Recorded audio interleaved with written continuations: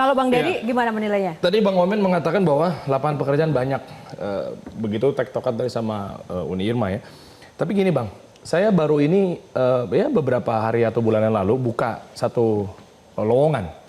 Karena kami baru ambil, saya sama partner saya gitu kan, Bapak Bambang Pranoto. Tiba-tiba antusiasnya luar biasa. Nah artinya berarti kan ini cerminan bahwa pengangguran banyak banget Bang. Tahu nggak yang daftar berapa? 10.000 masuk ke email kami.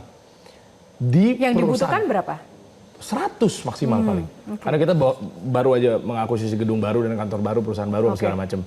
Nah artinya maksudnya ini cerminan bahwa kalau menurut saya, koreksi kalau saya salah, ternyata nganggurnya tuh juga banyak. Gitu. Memang, katanya ya, kan? 7,48 juta. Nah gimana caranya Bang? Maksudnya kan supply demand-nya nggak ketemu Bang.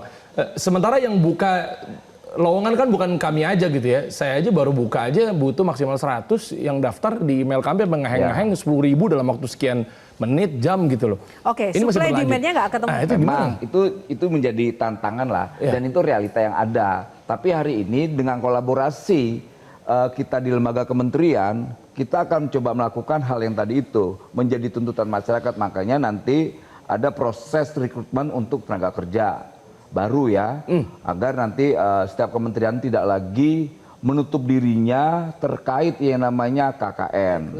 Jangan sampai lagi nanti anak pejabatnya dia, anaknya ini.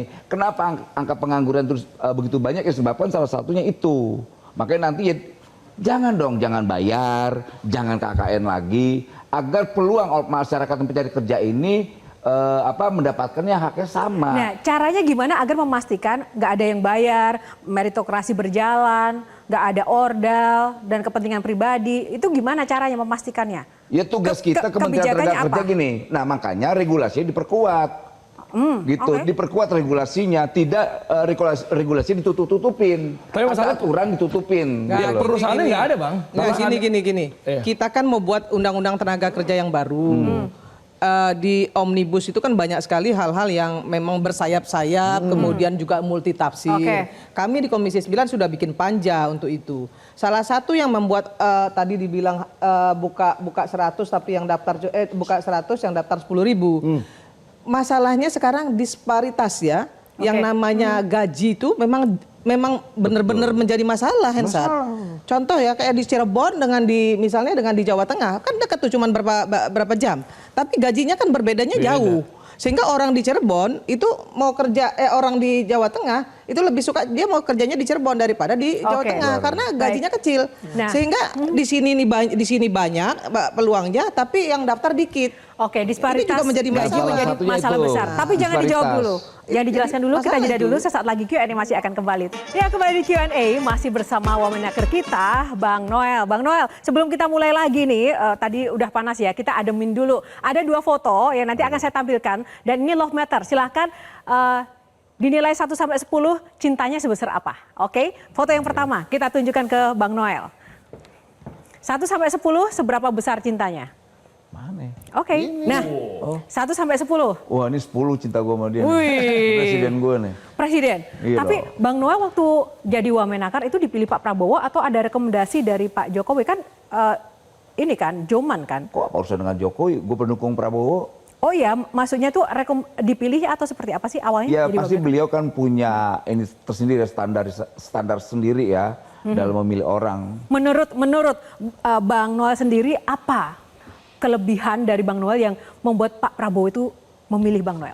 Mungkin dia lihat gua punya keberanian.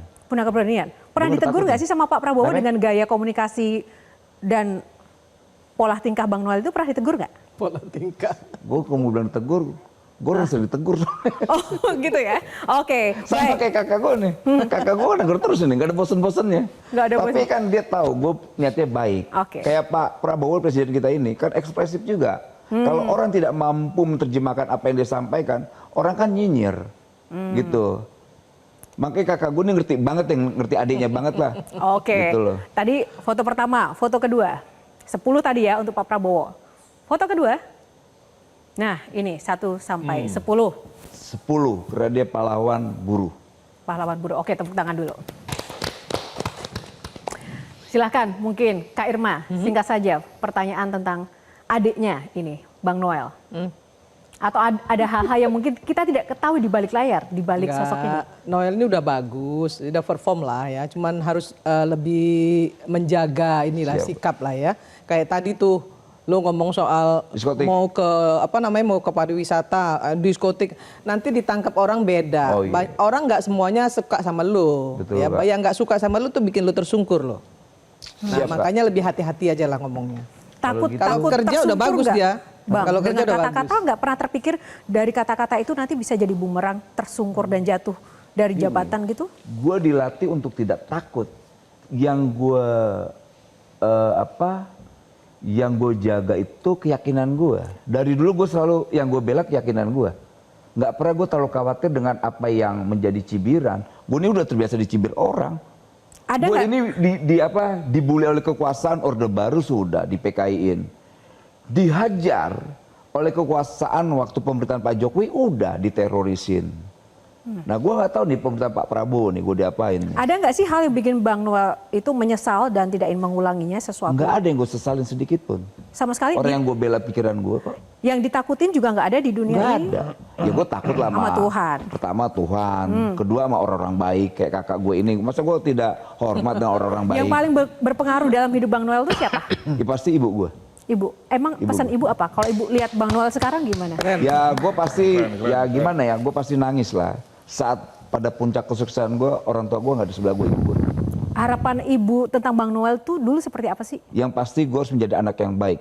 Seperti ibu gue harus nyontoh apa yang ibu gue lakukan terhadap orang lain. Dia selalu membantu.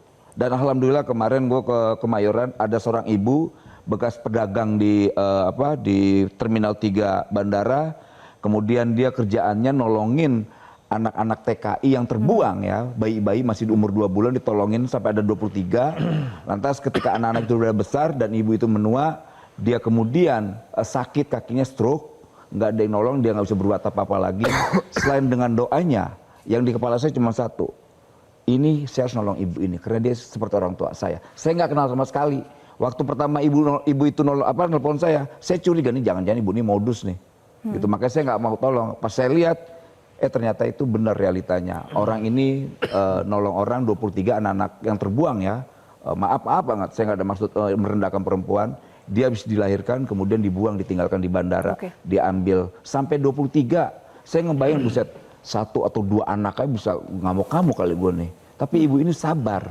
Ya akhirnya salah satu dari anaknya, alhamdulillah kemarin ketika saya komunikasi sama teman saya di institusi kepolisian, dia berkali-kali daftar menjadi polwan nggak diterima. Kemudian saya telepon polisi, ada orang polisi di situ yang cukup bangga ngeliat anak ini ya, tekadnya, keberaniannya, ya secara akademik juga bagus, memenuhi lah syarat. Akhirnya dia masuk gitu. Semangat dan tadi ya mengingat support ibu luar biasa. Jelajahi cara baru mendapatkan informasi. Download Metro TV Extend sekarang.